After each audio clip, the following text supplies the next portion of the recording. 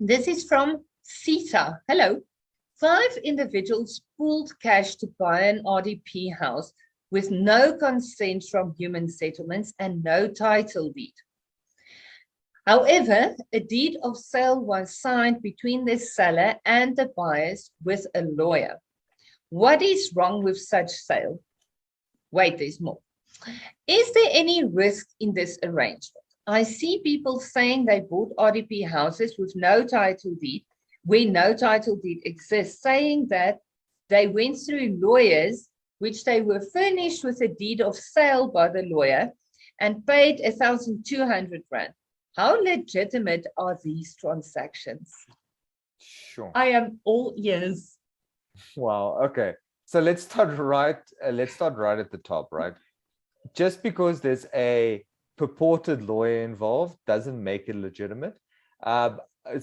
If there is a lawyer involved, or this person claims to be a lawyer and have law offices, please contact the LPC, previously known as the Law Society, and just confirm with him that the person is in fact a practitioner that hasn't been struck off the roll, that is allowed to be trading.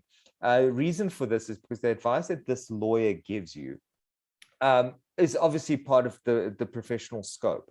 And there are insurances in place that if a lawyer gives you bad advice, that you can actually claim against them from the Fidelity Fund or from professional indemnity insurance. So this is more just kind of a backup plan. It's not to say that because he's registered as a lawyer, then it's 100%, but at least it gives you that kind of coverage where, if this person's not registered, then escape, run away as fast as you can, right? So that's number one, the lawyer aspect, right? So let's take the lawyer aspect out of this, because we're all assuming that this person is giving good advice, but this sounds very strange to me. So first of all, you don't buy land without a title deed. Simple as that. Land in our law in South Africa is registrable land. Yes, there is non-registrable land, but not like this, especially not RDP houses. RDP houses are built to be registered. They're supposed to be giving back and giving people housing. So people buy these.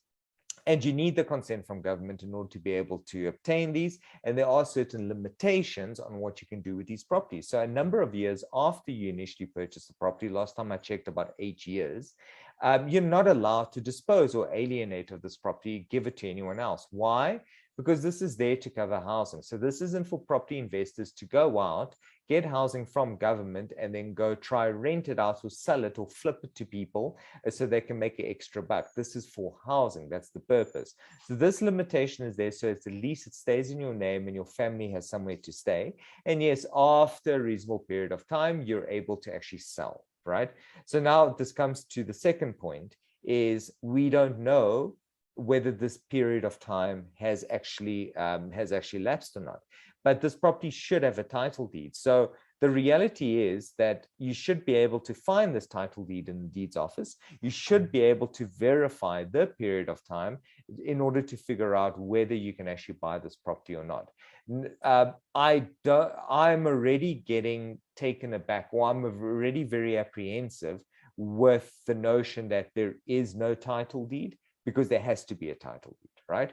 A deed of sale is not proof that you're owner of a property. A deed of sale is a contract that entitles you to enforce transfer.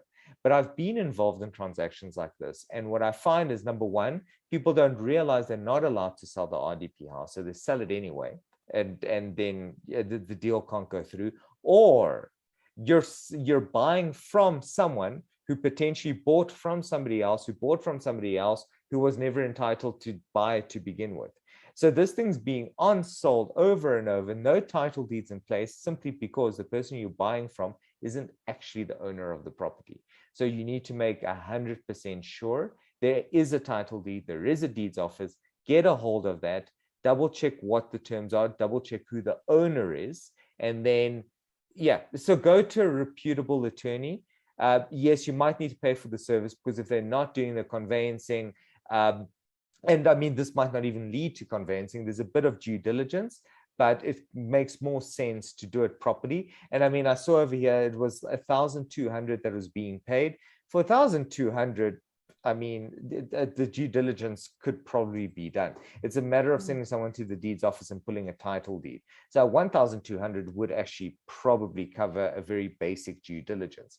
And then just the last thing that's worth mentioning, 5 people buying one property, like, guys, be careful. That's a big one as well. Just make sure that in between with each other, the systems are in order. You guys know why you're buying it together. You guys have it in the correct structures, because I mean, you buy this and one person dies and there's an issue and the bank wants to recoup the money, or each of you are paying to the bank and one person doesn't pay. What happens then? You do need to address that as well. So just as a side note, that's also a big red flag for me. Yeah, that was lovely. Thank you, Bruno. I was also concerned. I was like, something doesn't sound right. But you were very diplomatic. I'm glad you got the diplomatic question. Nice.